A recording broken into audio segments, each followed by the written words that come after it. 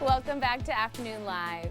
It's easy to recognize the good traits in others, but what about ourselves? Here with tips to increase your sense of self-worth, we welcome back inspirational speaker John Register. It's always so nice to see you. Great to see you, Hannah. Thank you for having Do me. a lot of people have this affliction where we admire other people and their great qualities, but when the mirror is turned back at us, we're like, oh, shucks, not me. Absolutely. Me too. Right? I think it's very easy for us to see ourselves reflected in other people's eyes, right? So we don't see our value as much, and so we're yearning for something else that might be out there that is or does not align with who we are. So that could be a validation that's coming back, or it could be a course correction for us. I call those echo moments from those people who are seeing something in us that we might not capture in ourselves. You've got this idea about finding the champion within, and there's a 1% concept to that. Can you break that down a little bit for us?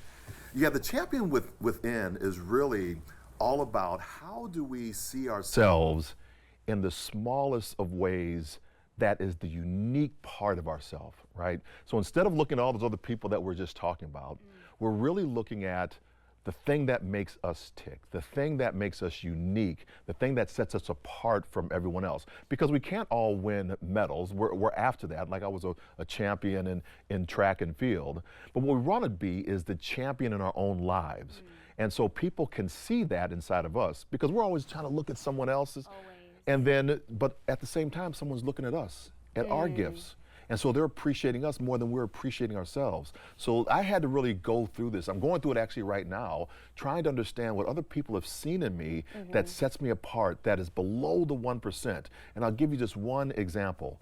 Showing up and making an Olympic trials, less than 1% of the population that starts out trying to do that actually does it. Right?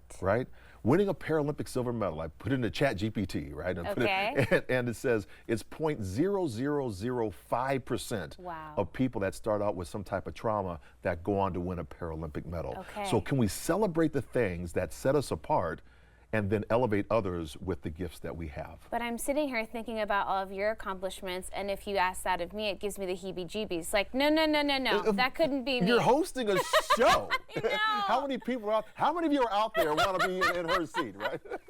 But that's a great illustration that it happens to all of us all the time. Are there certain shifts we can make to catch ourselves making those comparisons and go, no, you're doing okay? I think what we have to do is when we hear those coming to ourselves, or we think there's a growth that happens, that's an indicator, that's a marker for us to take a pause, reset, and say, what am I experiencing right now that is causing me growth? Because oftentimes, as you said earlier, Hannah, we're playing ourselves small. I'm playing myself small. I'm trying to fit all these talents that God has given me and putting them in a small box to appease everyone else.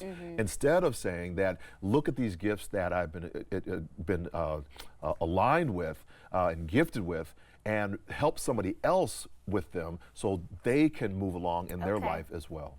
And then once you've gotten to that point, it really feels like you could just open the doors to so many things that maybe you never thought were possible for yourself previously.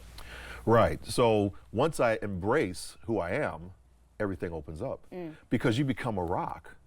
You know your identity. You know exactly how you're showing up. And when you do that, you're not worried about anybody else. You're just worried about the gift that you have to expand into others. Okay.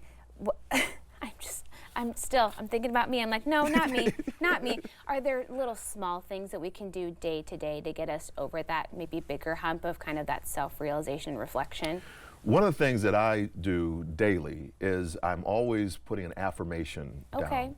I'm writing out in Think and Grow Rich, Napoleon Hill's, the self-confidence formula. I call it the God confidence formula. I write that daily.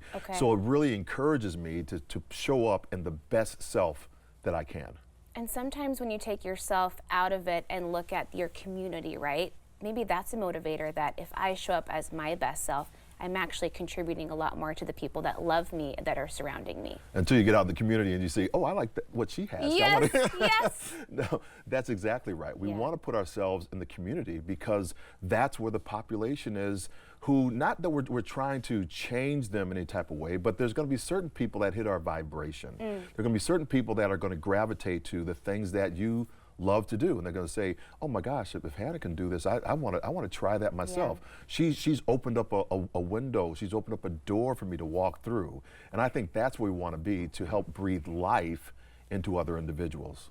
What about the role that social media might play into this kind of comparison trap, but also that it's also a link that you could connect with people to, kind of navigating that space? I believe that goes back to understanding who you are, your self-worth and your own value. So you're not going after all of the filters that are on social media that make people look their best, but you're going after ones that have the most authentic voices. Who are the voices that are coming up right now? It's the voices that are showing up without the makeup on, without they're just in their raw self, giving tips or advice or something. So that's who we're attracted to. It's the same thing in professional speakers.